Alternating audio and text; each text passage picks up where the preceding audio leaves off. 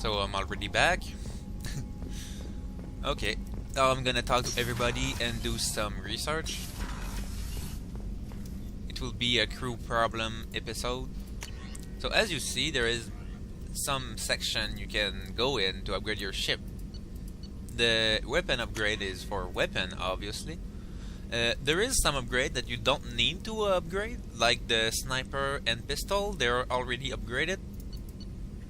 As you remember, I bought one on the Citadel. So as you see, the next upgrade need me to get another heavy pistol damage upgrade to unlock. It will give me more damage against armor. It's pretty good. And assault rifle, I need to upgrade it right away. It's cheap considering how much I have at the beginning. If you start again from scratch, you won't have that much minerals. And if you really hate mining, you can, I don't know, edit your save or whatever, cheat a little. It's not that big deal since it's just mining. Mid-gel capacity will upgrade the number of mid-gel I will be able to carry with me and unlock some defense bonus. Like here. Like the trauma model. When I use mid-gel, I will heal myself. Full health. So it's useful in combat. That's why I didn't heal myself in the fight back with the Krogan, because I didn't have it. I couldn't. It will just resurrect my teammates. Emergency shielding will make in sort that sometime when I get shot, my shield will be replenished a little, like with a little percentage. It can save you sometime. So the defense modification are the best to do early. In the prototype, there is the advanced training to switch skill. Like the first skill I took, energy drain, I can switch it for another one of my teammates. If you start from scratch, you don't have nothing. You need to do loyalty mission to unlock them. Then you can here upgrade your ammo and unlock new weapon for your heavy weapon. This one is pretty good. Avalanche. Not so much people use it, but since I can use skills, I will take it. The cane is really badass. It is a one-shot, one-kill kind of gun. You can skip two boss fights with this weapon if you have it and you shoot soon enough. I will unlock it and use it to those purpose, because every fight is a dead sentence for me, since I can't protect myself really well. There we go. We are fully upgraded for now. Now, since I did a mission, I have some money. I can buy the upgrades I need. Well, not so much. It's not that big. If you get like 90,000, that's enough to go shopping. 60,000, not so much. Shepard, how can I help? I'll talk to some NPCs. Have you got a minute to talk? Of course. Plague on Omega dealt with. Plenty of time to analyze collector intelligence. Impressive laboratory setup. Missed working for operations with a budget. AI in particular. Very helpful. Best setup I've seen since work with Special Tasks Group. And just to remember, if I die, I won't retalk to them well, I will retalk to them, everybody, but not on camera. I will just skip it and just record the mission, because I know there's a lot of talking in the Mass Effect 2. So I won't put you through that if I die. It must have been frustrating working on Omega with such a limited facility. No, loved it. Limited facility presents challenge. Save greatest number of people using limited resources. Security threats, gangs, mercenary groups add additional difficulty. Quite enjoyable. Plague stretched abilities to limit. Couldn't have asked for more. Also, enjoy. Saving people, of course. Helping the helpless, greater good, all that too. Nice. Retirement after SDG work complete. Tell me more about the Solarian Special Task Group. Respected organization. Clandestine. Handles difficult assignments with limited oversight. Recon, analysis, occasional wet work. Identify problems, have neutralization options ready should need arise. Model for Council Spectres based on Special Tasks Group. Very similar. Similar in what way? Solarians lack numbers, brute strength, military prowess, have to rely upon stealth, intelligence. Agents trusted, given wide operative freedom. Spectres similar. Given goal, told to accomplish. Better funded, of course. Didn't have to buy our own weapons. I kinda like the Solarians, but they are dumb most of the time. But they are original, I'll say that. The Turians are pretty standard. They don't do anything much, like, unique from the other race. And Asari, I don't like them. The other, like, lesser race, like they call it in the first game, are pretty funny, like the Hanar, Elcor, and Volus. And the Quarian are pretty cool, I think. But they don't have any planet of their own, so they're not really like a civilization. They're just like a flotilla. You said you were in the Special Tasks Group. What kind of research were you doing? Not simply research. Several recon missions. Covert, high risk, served under a young captain named Kirihi. Studied Krogan genophage, took water, tissue samples from Krogan colonies. I worked with an STG captain named Kirihi. His team helped me destroy Saren's cloning facility on Vermeer. Heard he was part of that. Jury-rigged explosive. Always got job done with limited resources. Good captain. Bit of a cloaca, though. Loved his speeches. Hold the line. Personally prefer to get job done and go home. Probably military bravado, jargon, chest-pounding. No offense. Why would STG study the genophage? Krogan rebellion's bloody, dangerous, nearly as bad as Rachni attacks. All species evolve, adapt, mutate. If genophage weakens, need to be prepared. What was the STG preparing to do? Military schematics for likely Krogan population growth, political scenarios for attack points. Genophage reduced Krogan numbers. Species aggression unchecked, population explosion would be disastrous. STG helped check Krogan rebellions, needed to be ready to do the same. Simple recon, nothing to worry about. What can you tell me about the genophage?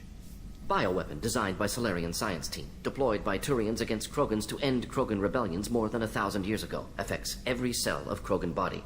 Commonly and incorrectly considered a sterility plague. Actually adjusts viable fertility rates to compensate for a high Krogan birth rate. Stabilizes to pre-industrial population growth levels. If you wonder why Mordin looks so old, it's because he is nearly 50, and normally Solarian live only 40 years, so he's pretty much a veteran. But he's still kick-ass. That's cool. Nice talking with you, Mordin. Should get back to work. Need to study. So much data. Here if you need me. And he is one of the only Solarians who talk that fast. That's sad. Well, he is unique though. Commander, can I help you with something? I'm more interested in just talking for a bit. Sounds good. Have to say you run this ship tight, and we're getting things done. We keep on track and maybe we'll figure this out. I hope so. I'm not looking forward to the debrief if it all goes to hell. Is there something specific? Or are you just checking in? I heard you were big in the Alliance. Figured we have something in common. I did some things that caught attention and stirred up the Citadel. That was after the Alliance put me on leave, though. Didn't drive a Mako through a relay or take down a Reaper, but you covered that. Yeah. What led you to Cerberus? The Alliance sidelined me after Eden Prime. Ended up on a job with Miranda that Cerberus treated like an audition. And here I am. Like you were on Eden Prime, yeah. I was the only guy with a gun there. You don't seem like a results at all costs kind of guy. Cerberus history doesn't bother you? The Alliance is all politics. Somebody has to take down the bad people. Cerberus keeps that line, I'm on their side. What was your proudest career moment? The job I'm proudest of wasn't for the Alliance. Nobody really knows about it. A Batarian group was plotting to release a weaponized virus and kill the Council. Miranda and I stopped it. Strange that it wasn't bigger news. The real work doesn't get publicized, you know that. They say it's better that people don't know how fragile the system is or how close the bad guys can get. So, it never happened. Like you and the Reaper. And that's why I'm here. If the console would have opened their eyes before, the Mass Effect 3 game will be a lot different. I can already see they lost a fine soldier, Jacob. That's not how the Alliance sees it. Hell, they did the same to you. General public never knew you were dead, or heard the real story of the Citadel. Did you know they used you on recruitment ads? You were the human ideal for like 6 months. Then they replaced you with a composite image they invented. Guess you didn't focus test right. You were actually the Alliance poster boy, and they still dumped you. Probably because of my mustache. pretty much scare all children around. I don't like it, but I can see benefit in keeping some things from the public. Maybe. And Cerberus isn't exactly transparent either. Where's an honest soldier go, Shepard? Right here? I guess so. Glad I'm not in your chair, though. Gonna be a rough ride. I should get back to work. Good talking to you, Shepard. Must be hard to work here. Okay, there is chairs. I was gonna say that there is not even a seat here, but whatever. But he doesn't have a room. It is where he lives. It's pretty weird. He lives in the armory. Commander, you've received a new message at your private terminal. I think Miranda is the only one with the bed. Oh, and another one. Mordin's psych profile warned of hyper behavior, but he is like a hamster on coffee. He's going to be a very productive member of the team. Anyway, how may I help you, Commander? Is there anything I should know? You have unread messages at your private terminal. Anything else, Commander? Yeah. That'll be all. I'll be here if you need anything. It's good to check on Kelly every time you go in the CIC. She will say something about one of your teammates.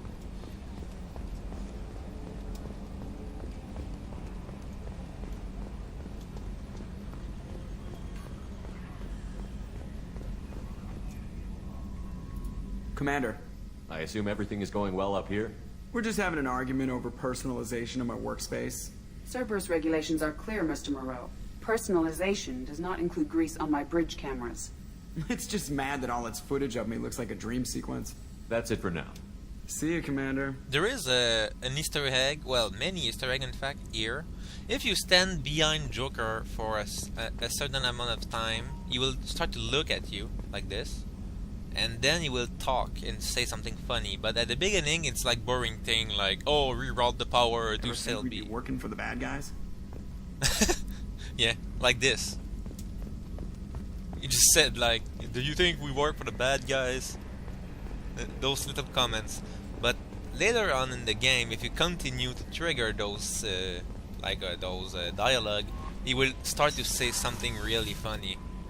Like you can jump on him while he's listening to something really weird, like someone coughing and shouting a girl, like even sexual noise, weird. And then he said that, whoops, it wasn't supposed to go through my speakers, sorry. And then he turns it off. It's pretty funny. Hey, got a minute? Not a lot of people go in and out of Dr. Chakwa's office, other than to get medical attention, I mean. I hear you shared a drink with her. That's really nice.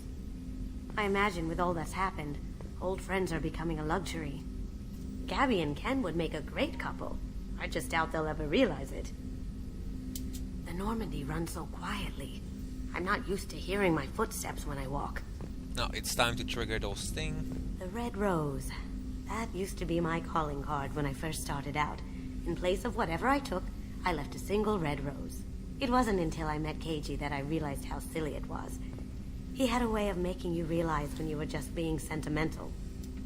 I stole that on a dare, believe it or not. There was a big museum show coming to Ilium. Artifacts from Earth going on tour. Very high security. Keiji dared me to steal this. So I broke in, hacked the security, put a few guards to sleep, and replaced the piece with a worthless duplicate. They never knew the difference. My first museum job. Nowhere near the last. That's my favorite piece, painted for me by a child prodigy from Elysium. She was the cutest thing.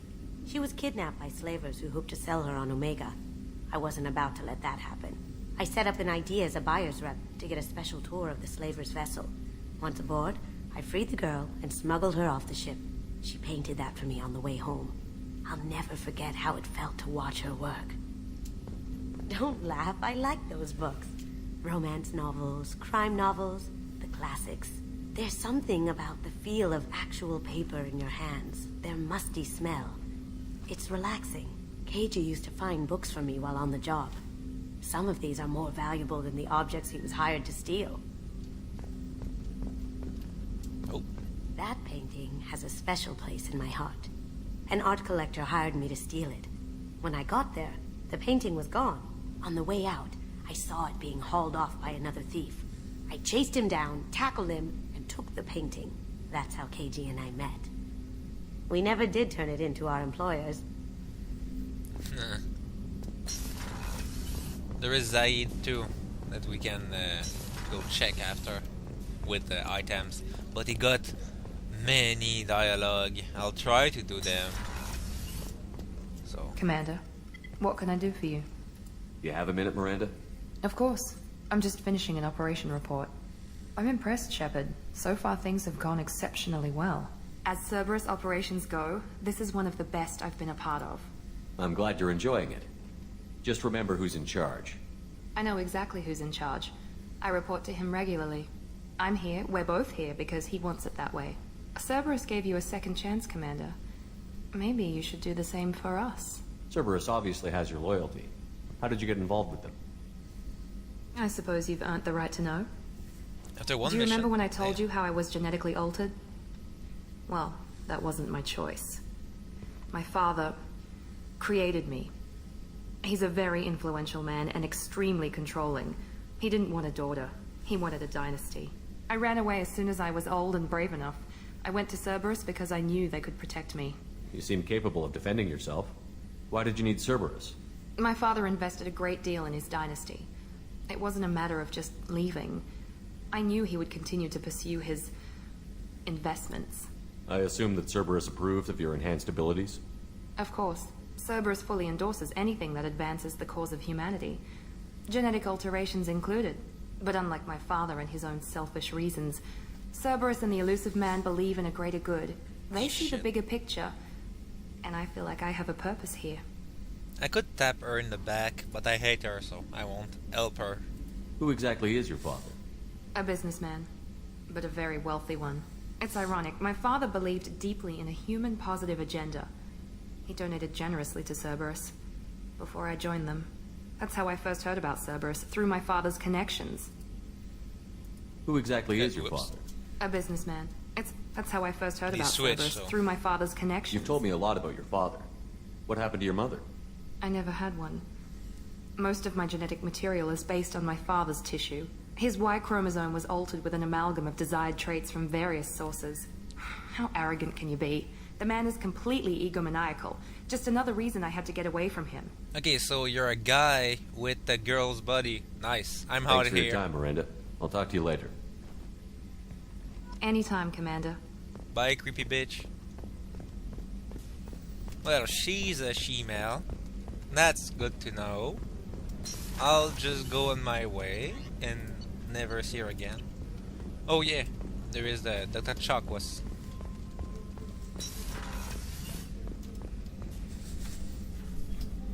Commander, I very much enjoyed sharing that ice brandy with you. But I hope I wasn't too unprofessional. Brandy goes straight to my head. Don't worry about it.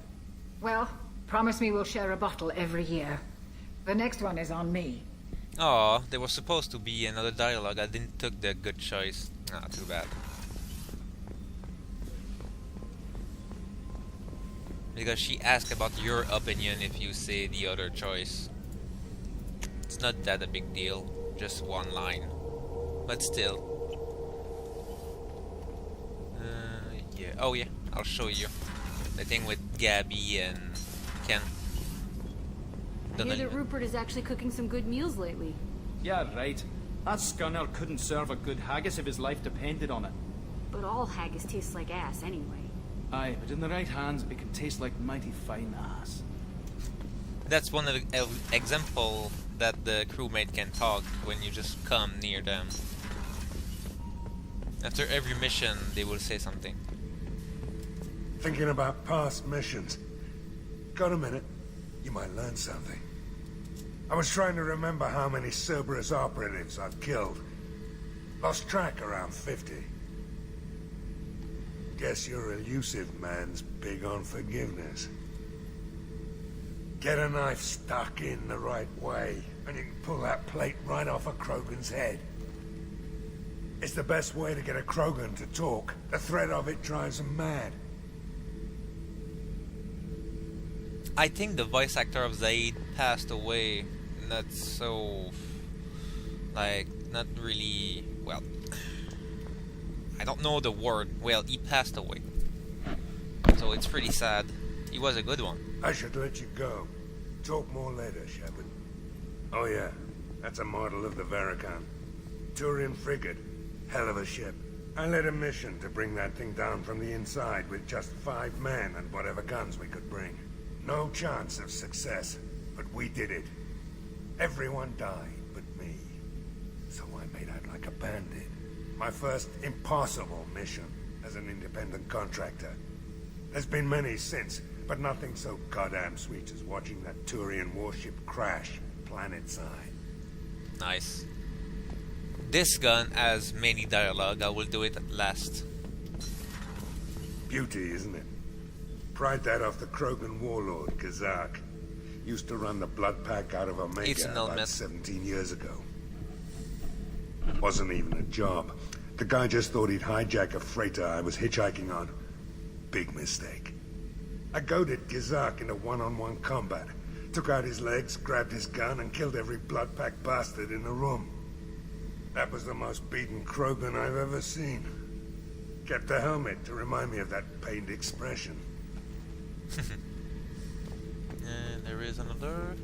Nope, I think there's only the gun left. You can see a little like camera system. It doesn't do much. You can't see anything through it. It just image. But Zaid is a creep, so he'll look at you. Hey, don't touch. That rifle's older than you are. I call her Jessie. That's my lucky charm. More men have been killed with that gun than died in the Skillian Blitz.